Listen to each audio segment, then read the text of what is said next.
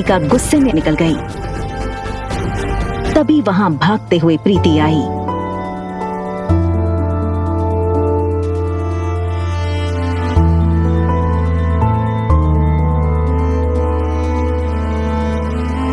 अनिका ने प्यार से प्रीति के गाल पर हाथ फेरा और फिर चली गई।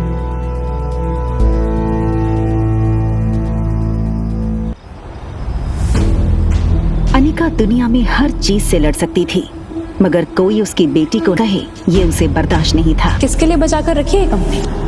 लेकिन इसके साथ ही उसके पास इस बात का भी कोई जवाब नहीं था कि रिया का बाप था कौन। अनिका आज तक उसकी जिंदगी की इस सबसे बड़ी पहेली को सुलझा नहीं पाई थी। वो ये सब सोच ही रही थी कि तभी अचानक उसे कुछ याद आया।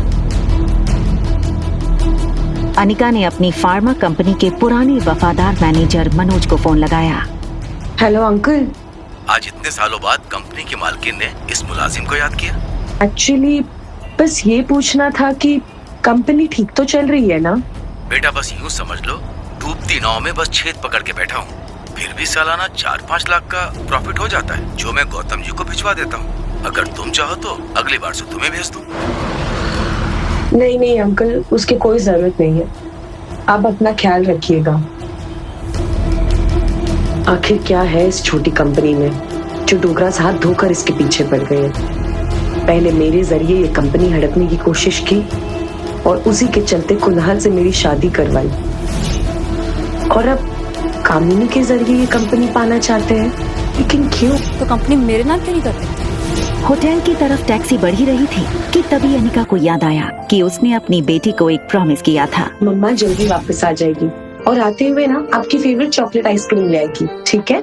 मम्मा loves you and she miss you a lot. लेकिन अनिका इस बात से अनजान थी कि उसने प्रॉमिस रिया को नहीं बल्कि रोहित मारवा के बेटे आर्यन को किया था।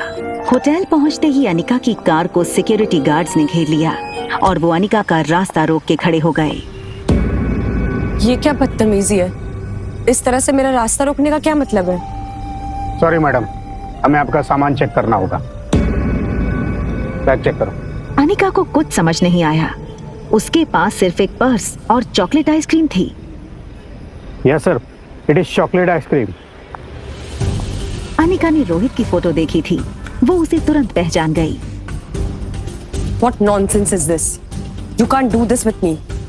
I will call the police right away. Anika की गहरी काली आंखों को देखकर रोहित एक सेकंड भूल गया कि वो क्या कहने आया था। तभी दूसरे पल को वो अपनी सेंसेस में आया और चेहरे पर बिना किसी भाव के उसने कहा,